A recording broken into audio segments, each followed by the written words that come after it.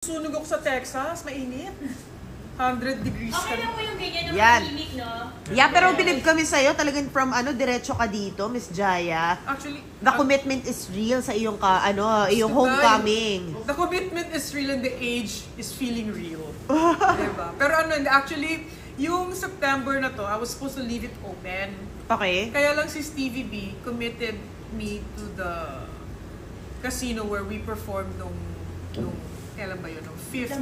September 5 actually. So, alam ko na mabibitin ako sa stay ko dito. Kasi parang, di ba, bago mag-concert, parang dapat buwan yun.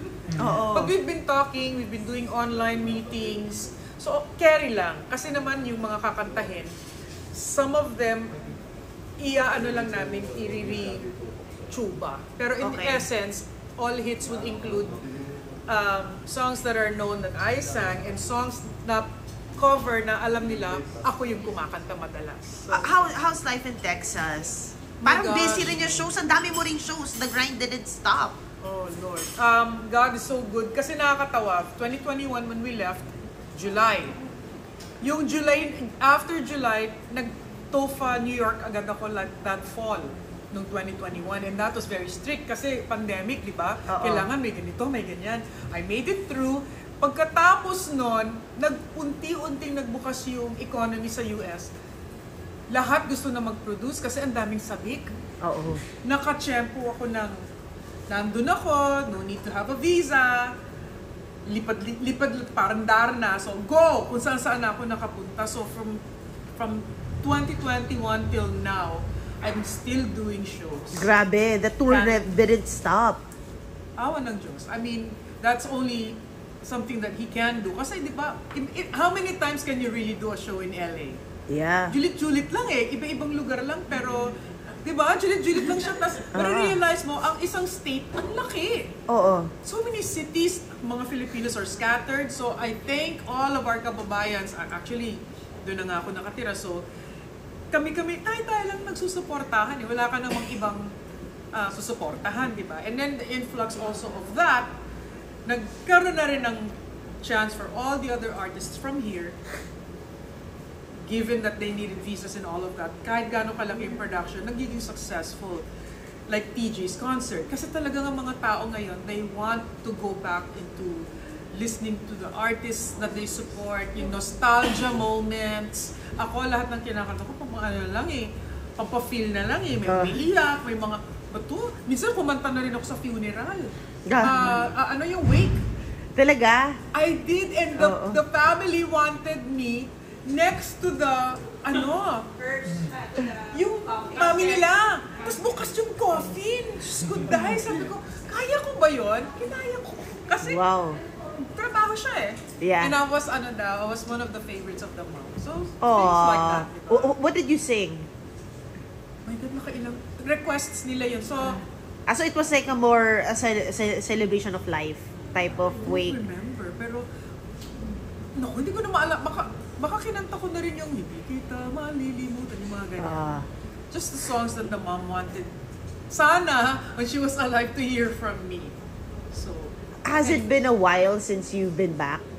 2021 din ba? Oh my gosh. 4 years. Mabilis lang daw yung 4 years, pa hindi naman daw matagal. Pero kasi naging busy ka rin, so siguro it just, slipped away. Doing a lot of things. I'm a grandmother of a 1-year-old boy, si Grayson Gage.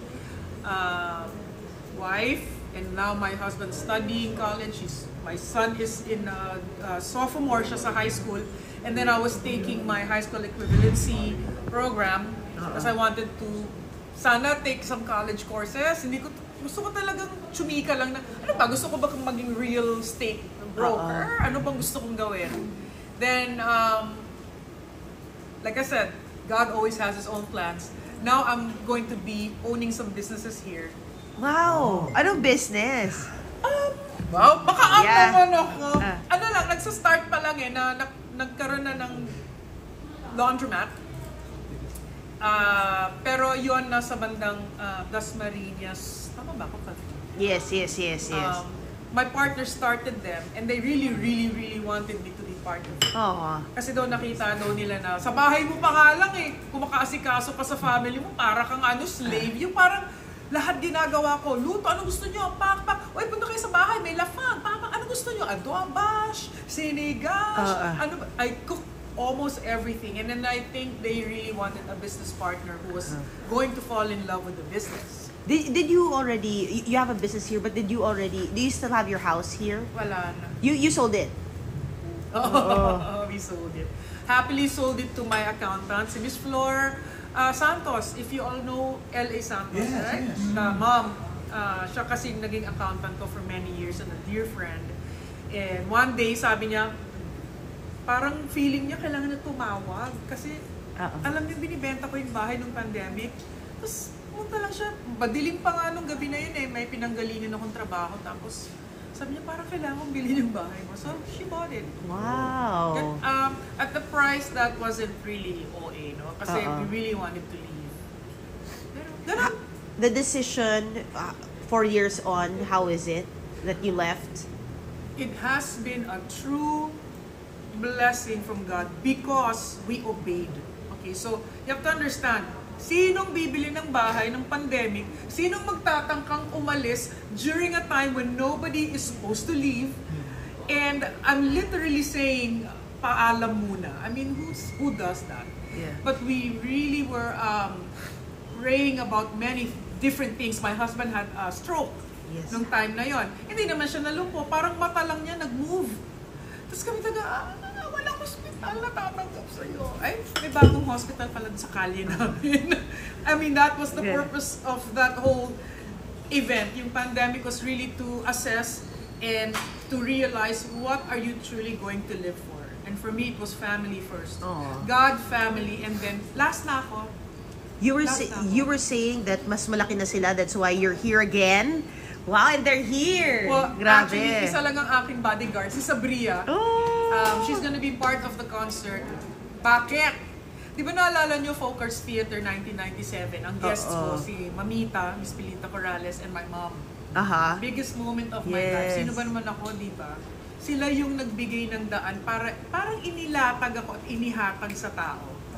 And that was a blessing for me. And I thought, you know what better way to really introduce my daughter. Although she's written a few songs, nalagay sa Spotify, JR helped produce it, but she wrote and did all the music all on her own, arranged all of it.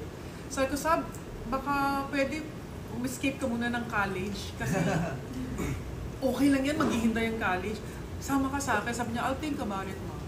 Then one day she said, I'm gonna go with you. Aww. Wala pa ilang days lang yan, no? Then I bought your tickets. Ayun na, dito na siya. So, I'm going to introduce her. Parang ganun lang din. Sana si Mama umapir. Charot. Grabe na halata! No, but also you're gonna be busy guesting tomorrow. You're gonna be in Vibe. Yes. Wow. Yes. Uy, first time kong pupunta sa TV. Ay talaga? At Eat Bulaga. Diba? Yeah. Tomorrow. Sabi, I'm going to be dito na. Kakanta ako. Wow. Nagmaagang-maaga. You're gonna perform again. Sa Philippine Philippine Free TV. Exactly. Yeah. You know, I'm a little, medyo frazzled ako ngayon kasi parang tulog yung diwa Diwa pero mo. gising.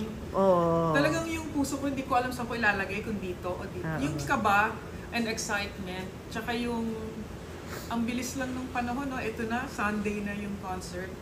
So there's so many things running through my mind, but basically, I'm really grateful and thankful.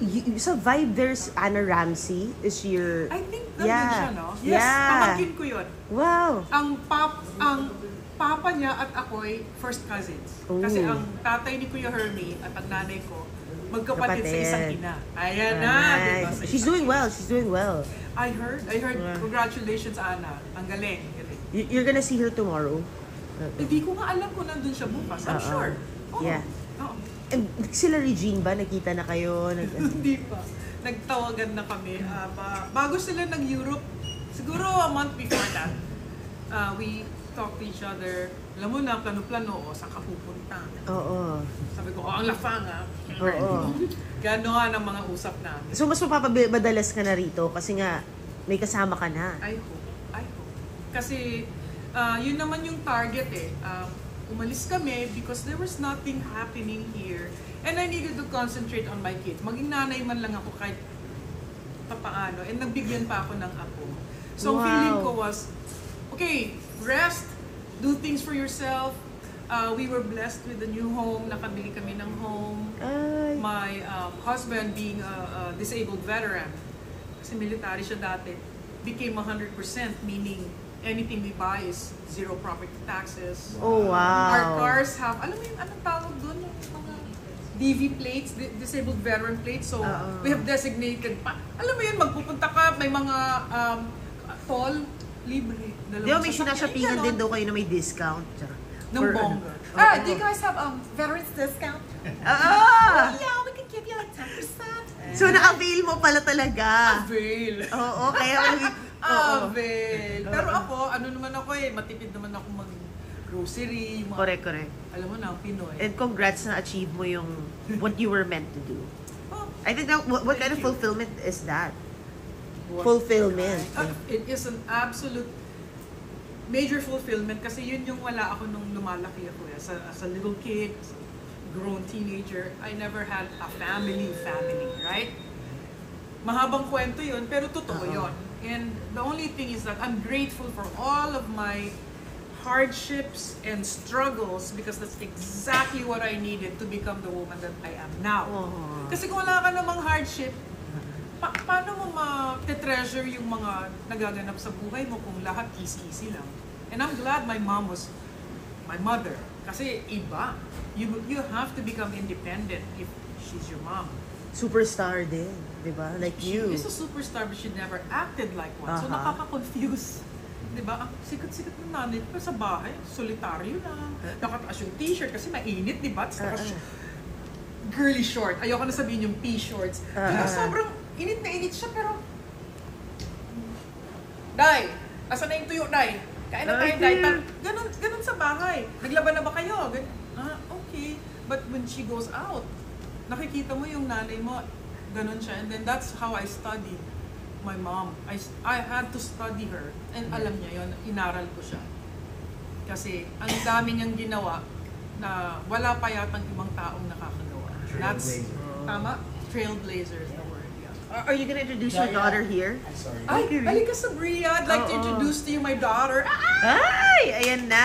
Sabria Kasi Garida. 'di ba, continuing the lineage kung 'di ba si Miss Elizabeth ngayon it's your time. Ito na, magkamukha na kami. Magkamukha. Kung Very si Mama lang beautiful. dito, Diyos ko, triple ano tayo, cheekbones at panga. Diyos ko. Sobrang ganda. This is my daughter, Sabria. She just turned 19. Oh, ikaw na, Dak. Kaya mo na yan daw. Ay, mo na yan, Day. Hi, my name is Sabria. I'm an upcoming artist, hopefully, right? Yes. Yeah, I wasn't supposed to be here actually. I really was planning on doing college. This was like really unexpected. I remember I was eating dinner and biglang I just said like, Ma, sige, I'll just go. Like what she said earlier, like it was super random. I really was wanting to focus on like my studies and everything. Sobrang galing kasi nito na kamay. Artist. Pwede nga siyang architect Yun yung dapat niyang gagawin architecture. Yeah, Sabi ko, sure ka? Yeah, I wanted to do like, I was so interested in architecture, graphic design, drawing. I was so like ready to do that. But I just got convicted one day and I was like, I think I really want to get my music out there because I have so much that I want to share with people. And I write all my materials and I produced everything. So it's just like, I really wanted to get out here in the Philippines. So singing. Yes. And she plays guitar, drums, and... Oh, wow. Anything. Runs in the Piano. family. Namanan yan kay mama tsaka sa tatay ko. Same genre ba? Oh no. Anong genre ni Sabrina? Ano ba yun? Karon? Ano kasi po I don't like to stick with one genre, if that makes sense. Hindi na siya uso, right? Kinda, Yung like, isa lang. yeah. So, I'm really like flexible with anything. So, mga R&B, yung mga Moira, Four of Spades, you know, Juan Carlos, like those are the people I listen to and I like look up to. So, that's what I kind of try to mirror. But I also, you know, I love a lot of the oldie stuff that my mom plays. Like, she'll, like, what is Sample. Ano na nga yun? I don't know. You have a lot of Hindi, menopause na oldies. ako. Like Sade. Oh. Yes, 80s. Sample naman Bando sa Ballet. Bria. Wow, ang ganda. Ano ba? Mag-sample ko ikaw. Oo. Ano gusto mo? You wanna try singing? Ito naman sinasali pa. Oh, ikaw na daw. Hindi ko alam lyrics. It's your time to shine daw. Sining sa museo, di naluluma. Binibining kong ganda ang kaluluwa.